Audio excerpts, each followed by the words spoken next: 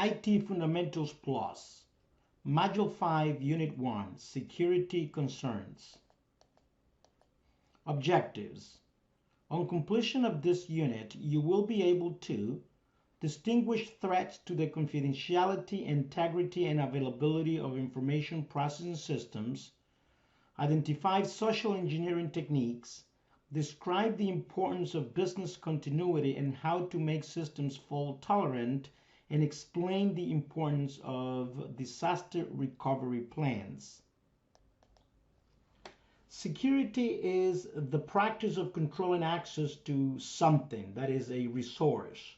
Computer security has become a vital competency as the risk from threats such as malware, hacking, and identity fraud become better recognized and increasingly serious.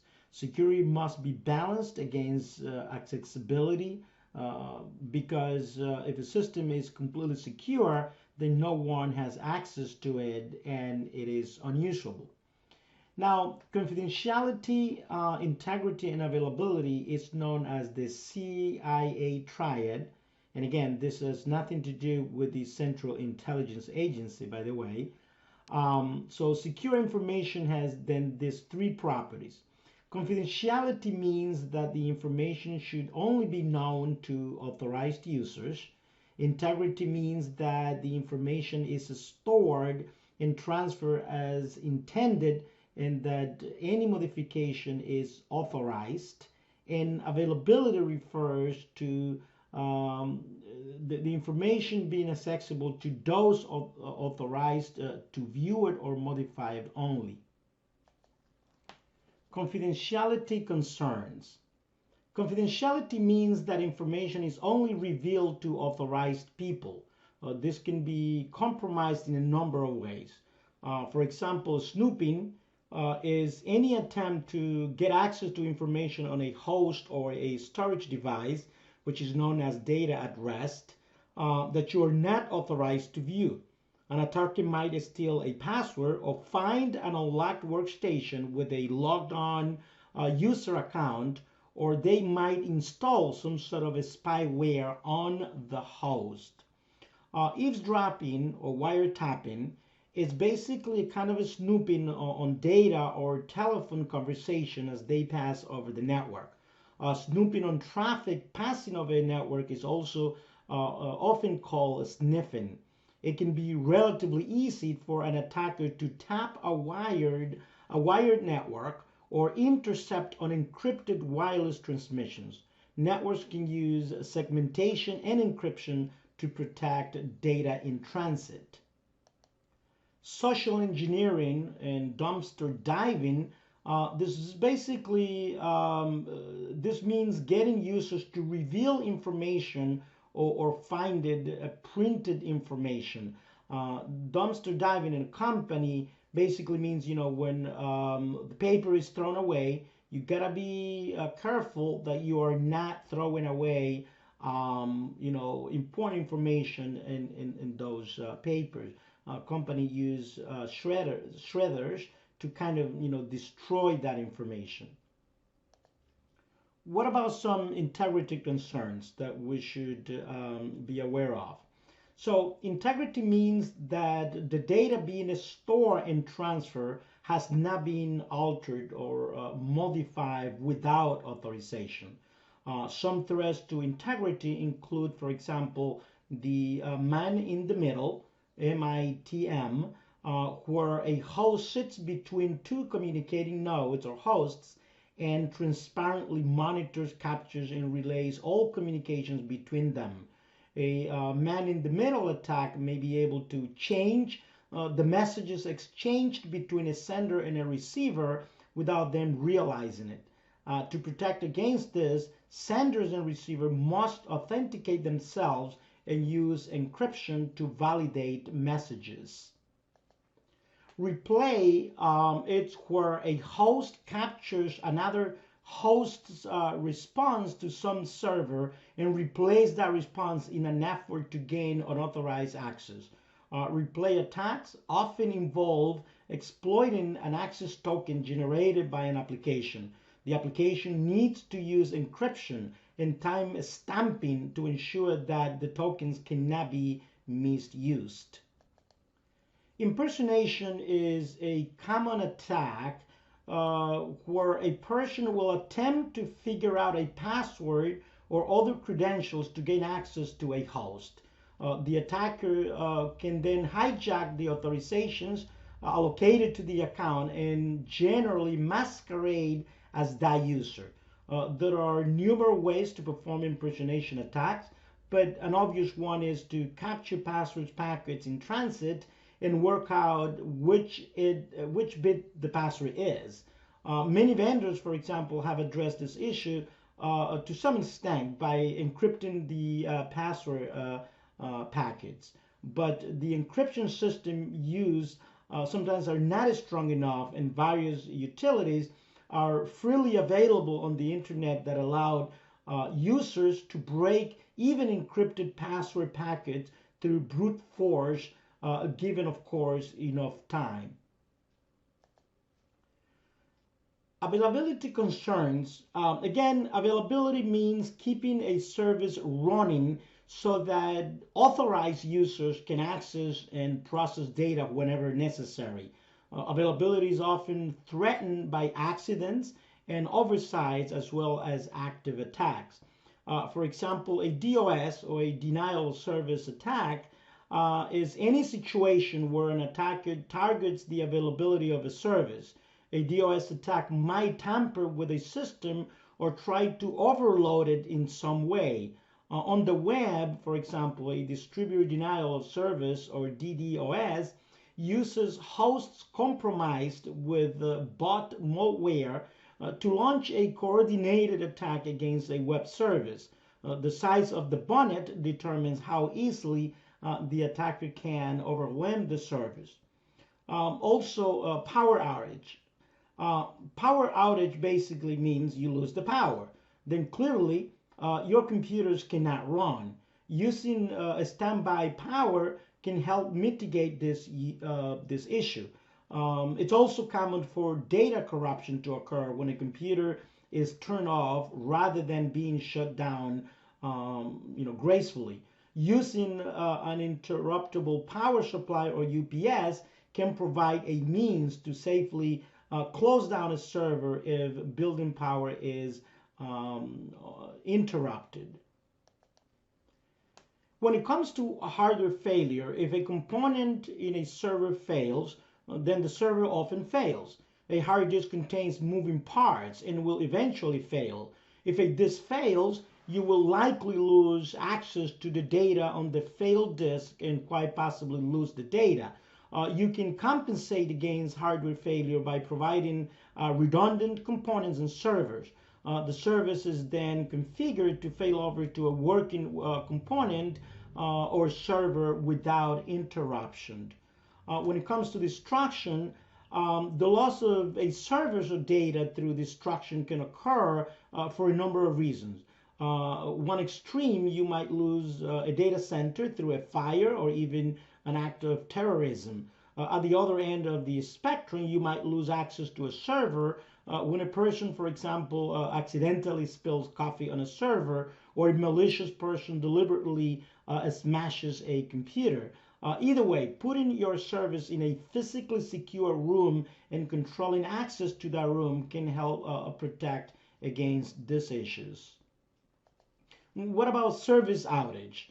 Service outage is any of the situations above that can lead to service availability. Many organizations use online, cloud-based applications and services these days. You need to consider how third-party service failures may affect your data processing systems. When you decide which cloud provider to use, consider the options that they provide for service availability and fault tolerance. Authorization, authentication, and auditing. To guard against this threats to confidentiality and integrity, data and data processing systems are protected by access controls. An access control system normally consists of one or more of the following control types. For example, authentication, which means that one or more methods of providing proving that a user is who they say they are and associates that person with a unique computer or network user account. Authorization means creating one or more barriers around the resource such that only authenticated users can gain access. Each resource has permissions list specifying what users can do. Resources often have different access levels. For example, being able to read a file or being able to read and edit it. Accounting basically means recording when and by whom a resource was accessed. One of the key points to note from the above is that a security that one or more a security system that depends on one mechanism only is often not very effective. Providing multiple controls of different types offers much better security. What is social engineering? Attackers can use a diverse range of techniques to compromise a security system. A prerequisite of many types of attack is to obtain information about the security system. So social engineering refers to means of getting users to reveal confidential information or obtaining unauthorized physical access to a resource. Often, malicious people can start to gain access to your network resources through the use of seemingly innocuous data. For example, accessing an address list or a contact directory can provide a starting point for attempting to sign in to your network. It is also important to note that gaining access to a network is often based on a series of small steps rather than a single large step. That is, for example, knowing the SSID of a wireless access point enables a person to attempt to connect to a network. If the connection is ultimately successful, accessing a discarded email message might help a malicious person to determine the user ID of a standard user. At this stage, the malicious person is well on their way to gain access to your network. Impersonation, trust, and dumpster diving. Impersonation, which is basically pretending to be someone else, it's one of the basic social engineering techniques. The classic impersonation attack is for an attacker to phone into a department, claim that they have to adjust something on the user system remotely, and get the user to reveal, for example, their password. Attackers will generally try one of the following methods. They use intimidation, right? They intimidate the target by pretending to be someone senior in rank. Intimidate the target by using spurious technical arguments and jargon, or coax the target by engaging them in friendly conversation. Being convincing or establishing trust usually depends on the attacker obtaining privileged information about the organization. For example, an impersonation attack is much more effective if the attacker knows the user's name. As most companies are set up toward customer service rather than security, this information is typically easy to come by. Information that might seem innocuous, such as department employee lists, job titles, phone numbers, diary, invoices, or purchase orders, can help an attacker penetrate an organization through impersonation. Another way to obtain information that will help to make a social engineering attack credible is by obtaining documents that the company has thrown away. So dumpster diving refers to coming through an organization's or individual's trash can to try to find useful documents or even files stored on discarded removable media. What about identity fraud and shoulder surfing?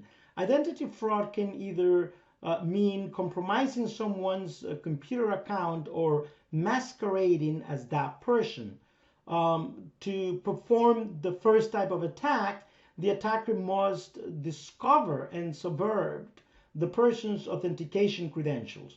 A strong authentication makes this type of attack much more difficult to perform. Most specific identity frauds are aimed at getting someone to reveal their logon or other secure information through a phishing or other social engineering attack. Masquerading effectively means subverting the account creation process. It can be mitigated by performing rigorous identity checks when setting up a new account. And again, this is part of the human resources department in some way. Identity theft is also facilitated by the careless transmission, storage, and disposal of personally identifiable information or PII. Shoulder surfing refers to stealing a password or PIN or other secure information by watching the user type it. Despite the name, the attacker may not have to be in close proximity to the target. They could use high-power binoculars or CCTV cameras to directly observe the target remotely. So, like when you go to the ATM, for example, just look around. There may be somebody, with the camera looking at you, to capture what you type in, when you type your PIN. So, what are some ways that we can defeat social engineering attacks? Social engineering is best defeated by training users to recognize and respond to these kinds of situations.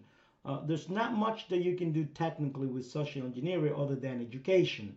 So users should understand what constitutes secure information and how, in what circumstances, if any, it should be revealed to other people. Users should also have a good understanding of the technical support process so that it cannot be compromised. A very important aspect of security is what it's known as business continuity and fault tolerance. Business continuity, well, most organizations are reliant to a greater or lesser extent on the availability of their applications and data to continue their business. Many are also reliant on the continued availability of services such as cloud storage or applications that are used within their organization. Without continuous access to these data and applications, whether held on premises or in the cloud, organizations cannot function properly. There can be a significant cost implication for an organization during an outage, for example. Consequently, it is important that you understand possible risks and common mitigations techniques. To help protect against losing access to a computer system when a component fails, you must implement what is called as fault tolerance. Fault tolerance systems are those that contain additional components to help avoid single points of failure. Business continuity plans will start with analysis of business processes and assets to identify critical workflows and resources plus vulnerabilities in those systems. These vulnerabilities can be mitigated by creating contingency plans and resources that allow the system to be resilient to failures and unexpected outages. Most contingency plans depend on providing redundancy at both the component and the system level. If a component or a system is not available, redundancy means that the service can fail over to the backup either seamlessly or within minimum interruption. When it comes to data redundancy, combining hard disk into an array, for example, of disks, that can help to avoid service unavailability due to one or more disks failing. The redundant array of independent disks, or RAID standard, has evolved to offer a variety of fault tolerance solutions. Different RAID solutions are defined in numbered levels. Two of the most common levels are the RAID 1 and RAID 5. RAID 1 is also known as disk mirroring. RAID 1 uses two disks. Each write operation is performed on both disks so that one is a mirror of the other. Read operations can use either disk. If one of the disks fails, the array will continue to work. RAID 5, which is also known as striping with parity, at least three disks are combined into a single logical drive. Data is then written in stripes across all disks in the set. A calculation is performed to determine what is known as parity information. The parity data is written to a different disk with each write operation. And in the event of a single disk failure, the parity information in each stripe of data is used to determine the missing data. If a second disk fails, however, then the whole array will fail. How about network redundancy? Well, without a network connection, a server is not of much use. As network cards are cheap these days, it is commonplace for a server to have multiple cards. Multiple adapters can be configured to work together in what is known as teaming. This provides fault tolerance, meaning that if one adapter fails, the network connection will not be lost, and can also provide load balancing, which means that connections can be spread between the cards. Network cabling should be designed in a way to allow for multiple paths between the various servers, so that during a failure of one part of the network, the rest remains operational. This is known as redundant connections. Routers are great fault-tolerant devices because they can communicate systems failures, and IP packets can be routed via an alternative device. Power is a vital component. It is one of the most important things. Without power, nothing would work, right? So network appliances and servers require a stable power supply to operate. Electrical events such as voltage spikes or surges can crash computers and network appliances, while loss of power from brownouts or blackouts will cause equipment to fail as well. Power redundancy means deploying systems to ensure that equipment is protected against these events and that the network operations can either continue uninterrupted or be recovered quickly. Then here we have what is called dual power supplies. Enterprise servers and networking equipment are often provisioned with two power supply units so that if one fails, it does not cause power loss. Redundant circuits, critical infrastructure might provision multiple power circuits so that if one fails, there will not be total power loss across the systems. Uninterruptible power supply, or UPSs, for example. A UPS is a large battery that can continue to provide power to connected devices for a few, possibly tens of minutes in the event of building power loss. And finally, backup power generator. So as UPS's batteries cannot provide power indefinitely, they will not be able to maintain service during an extended period of building power loss. So a local power generator provides redundancy for this sort of eventuality. Site redundancy and replication. To guard against these risks, you must consider implementing service and data replication between multiple data centers. Replication is the process of synchronizing data between servers and potentially between sites. This replication might be real-time or bundled into batches for a periodic synchronization. Disaster recovery.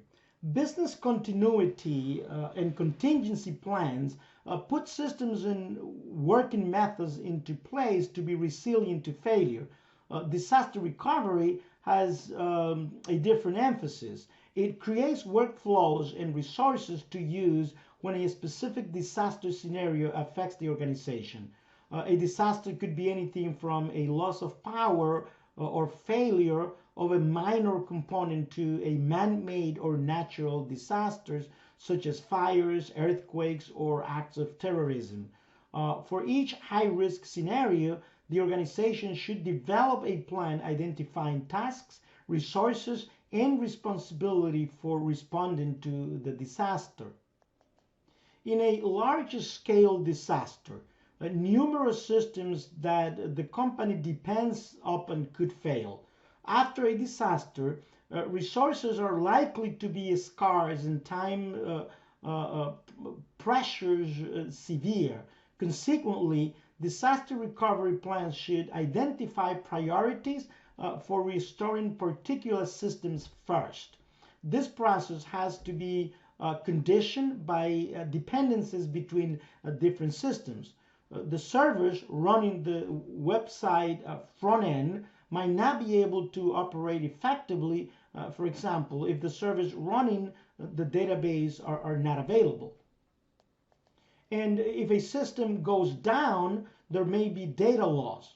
So data can either be restored from backup or by switching over to another system to which the data has been replicated. It is vital that the integrity of the data be checked before user access is re-enabled. If the data is corrupt or the database system is not working properly, trying to add more data to it could result in even more severe problems. Once the integrity of the failover or restore system has been verified, you can re-enable user access and start processing transactions again. You might try to restrict the user numbers initially so that the system can be monitored and verified as working normally. All right, so what did we cover in this unit? We distinguished threats to the confidentiality, integrity, and availability of information processing systems. We identified social engineering techniques. We described the importance of business continuity and how to make systems fault tolerant. And we also explained the importance of disaster recovery plans.